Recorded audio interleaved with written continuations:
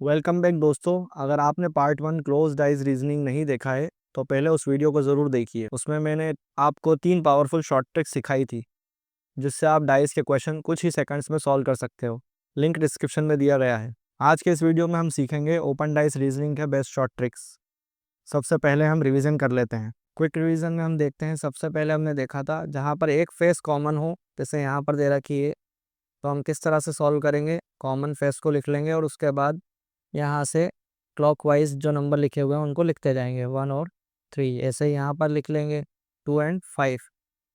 तो यहाँ पर अगर हम देखें तो 1 के अपोजिट में 2 हो जाएगा, 3 के अपोजिट में 5 हो जाएगा। यहाँ 4 कॉमन है, चूँकि हम जानते हैं एक पासे पर 1 से लेकर 6 तक के नंबर होते हैं। तो यहाँ जो बचा हुआ है नंबर वो क्या है, 6, यानी 4 के अपोजिट में क्या हो जाएगा, 6। इस तरह से हमें सभी एक दूसरे के अपोजिट नंबर मिल जाएंगे। दूसरी ट्रिक में हमने देखा जहाँ पर 2 कॉमन फेस मिल जाती हैं, जैसे यहाँ पर हमें दिख रहा है 5 और 2, तब हमारे लिए क्वेश्चन बहुत ही आसान हो जाता है। जो बची हुई फेस है वो उसके अपोजिट हो जाती है, यानी 4 के अपोजिट में क्या हो जाएगा, 3। थर्ड ट्रिक हमने सीखी, जब कोई भी फेस कॉमन ना हो तब हम क्या करेंगे, ऊपर वाले के सामने ऊपर वाला यानी टॉप के सामने टॉप यानी ये अपोजिट हो जाएगा, पास वाले के अपोजिट पास वाला, और दूर वाले के साथ दूर वाला अपोजिट हो जाएगा, यानी 4 के सामने 6 हो जाएगा। सिमिलरली 1 के सामने 2 और 3 के सामने 5 हो जाएंगे। इस तरह से हमने तीनों शॉर्ट ट्रिक समझ ली। अब इन्हीं का यूज़ करके हमें अगले क्वेश्चंस करने होंगे। यहाँ पर अब हमें क्वेश्चंस दिया है जिसमें पासे का खुला हुआ रूप दे रखा है, यानी एक नेट दे रखी है, इसमें किस तरह से कौन किसके अपोजिट होगा। हमें यहाँ पर ध्यान रखना है, एक छोड़कर एक उसके अपोजिट होगा। जैसे यहाँ 2 के अपोजिट 4 हो जाएगा, 5 के अपोजिट 3 हो जाएगा, जो बचा हुआ है यानी 6 और 3 एक दूसरे के अपोजिट हो जाएंगे। तो यहाँ अगर हम क्वेश्चंस देखें, इनमें से कौन सा पासा हमारा आंसर होगा, यानी इस नेट को अगर हम बंद कर दें तो कौन सा रूप हो सकता है। अगर हम देखें पहले वाले को, तो 1 और 5 दोनों एक दूसरे के अपोजिट हैं, तो एक साथ तो आ ही नहीं सकते, तो ये वाला आंसर नहीं होगा। यहाँ देखें 6, 3 और 1, और 6 के सामने 3 अपोजिट है और यहाँ पर एक दूसरे के साथ में दे रखा है, तो ये भी नहीं हो सकता। 1 और 2 देखें तो 1 और 2 एक दूसरे के अपोजिट नहीं है। 3 और 1 ये भी नहीं है। ये आंसर हमारा हो सकता है। अगले वाले पासे को भी चेक कर लें, 2 और 4 एक दूसरे के अपोजिट है, लेकिन जो अपोजिट होता है वो सामने दिखाई नहीं देता, इसलिए ये भी नहीं होगा। तो हमारा आंसर ये होता है। अगला क्वेश्चन देखते हैं। इसमें भी ओपन डाइस दे रखा है, अगर हम इसको क्लोज करें यानी बंद करें तो ये किस तरह से हमें दिखाई देगा। तो इसमें भी हम देखेंगे, एक छोड़कर एक ले लेंगे तो ये एक दूसरे के अपोजिट होंगे। 1 के अपोजिट 3, 2 के अपोजिट 4 और 5 के अपोजिट 6 हो जाएगा। यहाँ अगर चाहें तो हम लिख सकते हैं 1 के अपोजिट 3 है, 2 के अपोजिट 4 है और 6 के अपोजिट हमारे पास 5 है। अब हम चेक कर लेते हैं, 1 और 3 ये एक साथ दिखाई दे रहे हैं, तो ये आंसर नहीं हो सकता। 2 और 4 एक दूसरे के कहीं पर हैं, तो ये भी नहीं हो सकता। 6 और 5 अगर एक साथ दे रखा है तो ये भी नहीं हो सकता। अब जो बचा हुआ है वही हमारा आंसर होगा। इस तरह से हमें नेट खुली हुई दे रखी है अगले क्वेश्चन में। इसमें किस तरह से हम देखेंगे, तो ये चूंकि 2, 1 और 5 और 6 के साथ में ही है, तो अब अपोजिट देखना है हमें, तो यहाँ से हम देखेंगे एक छोड़कर एक, तो 1 के अपोजिट में 3 हो जाएगा, 2 के अपोजिट में 4 हो जाएगा और 5 के अपोजिट में 6 हो जाएगा। यहाँ हम इनके अपोजिट नंबर्स लिख लेते हैं। 1 के अपोजिट में 3 है, 2 के अपोजिट में 4 है और 5 के अपोजिट में 6 है। इसी के अकॉर्डिंग हम इनमें पहचान लेंगे।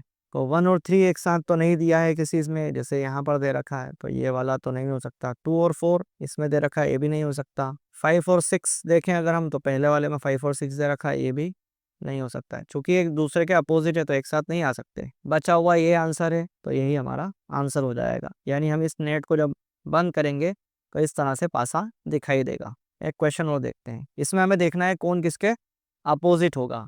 अगर हम देखें यहाँ पर 1 और 2 इस तरह से पता नहीं लगा पाएंगे, तो हम शुरुआत करें 3 से। तो 3 के साथ में 2 भी है, 3 के साथ में 4 भी है, 3 के साथ में 5 भी है और 3 के साथ में 1 भी है। तो 3 के अपोजिट में क्या हो जाएगा, 6 हो जाएगा। अब हम इसको फिर से देखते हैं। 5 के बारे में देखें अगर हम, 5 के साथ में 4 भी है, 5 के साथ में 6 भी है और 5 के साथ में 3 भी है, तो क्या बचेगा यहाँ पर, 5 के अपोजिट में या तो 1 हो सकता है या 2 हो सकता है। अब देखते हैं 4 के साथ, 4 के साथ 3 भी है, 5 भी है, 6 भी है और 2 भी है, तो बचा क्या, 4 के अपोजिट में हो जाएगा 1। इस तरह से हम और करके देखेंगे। 5 के साथ में 4 है, 6 है और 3 है, 5 के साथ में 3 है, 6 है और 4 है, तो बचा क्या? 5 का अपोजिट कितना हो जाएगा?